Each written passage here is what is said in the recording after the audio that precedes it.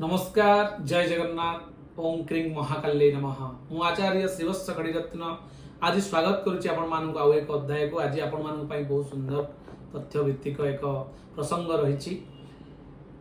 आज आम जानिबा वास्तु टिप्स हिसाब रे आम वास्तु बा घरे जनाहा जत्र बसंती सा वास्तु जो जगह लोक मैंने बसवास करती ताहा आम पई वास्तु होता है। से जगह बहुत लोकंकर प्रश्न थाए जे घंटा जी आमको समयानुवर्तिता शिखाई थाए समय को तत्परता भाव मेंटेन करने शिखाई थाए से हूँ घंटा।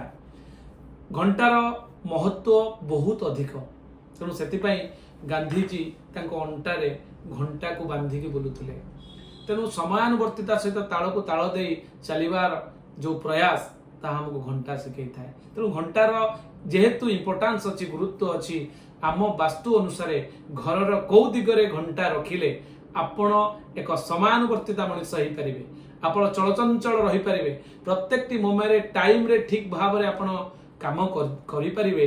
निश्चित भाव में वास्तु अनुଯାयी आपण को घंटा बहुत सपोर्ट करिवो। ताले आसंतु डेरी न करी जानिबा जे आपण को घरे वास्तु अनुसार केउ दिगरे आपण घंटा रखिबे, जो क्लॉक रखि पारिबे, कांत घंटा।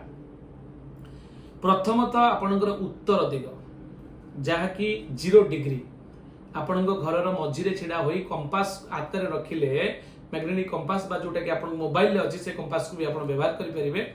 0 डिग्री जो दिग को होउची सेही दिगर कांथरे जदि आपण रखुचंती घंटा ताहले निश्चित भाव रे आपण समानुवर्तिता हेई परिबे। तापरे आपणकर आसुची नॉर्थ नॉर्थ ईस्ट जोटा को NNE बोली कहा जाए से दिगरे घंटा रखिले आपण पई बहुत भलो।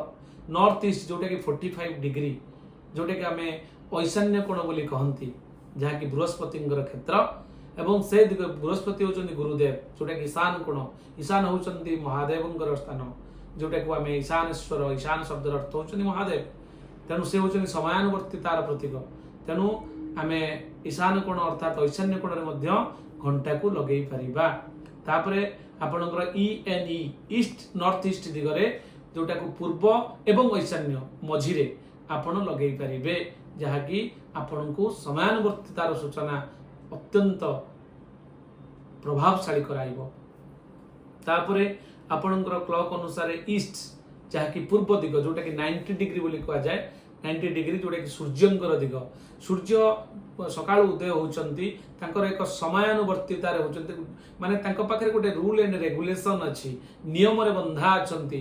से सूर्य उदय हेले राति पाई थाए, सूर्य निकटरे ओडी फोर्स अछि, सूर्य हमको समयानुवर्तितार सूचना दउचंती।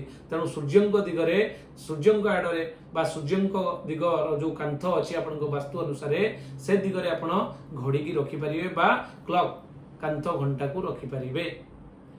तापरे आपणकर आउ दुईटी जोन अच्छी जोटा को 50-50% रिजल्ट देता है, 100% नुहे। यही जो जोन 4-5टा कहली आपन को कहली नॉर्थ उत्तर, नॉर्थ नॉर्थ ईस्ट ईस्ट एवं ईस्ट नॉर्थ ईस्ट यही दिगरे आपण घंटा रखंतु।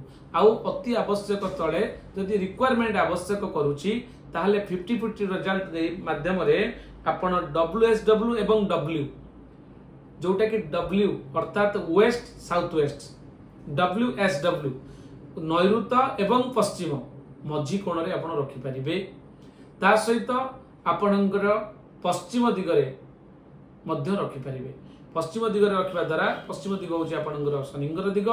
समयानुसार शनिंगर पुत्र सूर्यंकर पुत्र होचंदी शनि, जेहेतु सूर्य राति बेले शनि को पाख को मीट करिया पई जानती अर्थात साक्षात करिया पई जानती जहाँ प्रमाण अछि, किंतु से तो स्थिर। किंतु पृथ्वी बुलिबा द्वारा हमको प्रत्ययमान हुए आभासिक गति माध्यम रे सूर्य पश्चिम दिगरे अस्त होती, पश्चिम दिगर अधिपति होजन शनि। तेणु से पश्चिम दिगरे मध्य घड़ी को आपण रखि परिबे। ये थिला घड़ी को नहीं आपण वास्तु रे केउ जगह रे रखिले आपण पई शुभंकर हबो।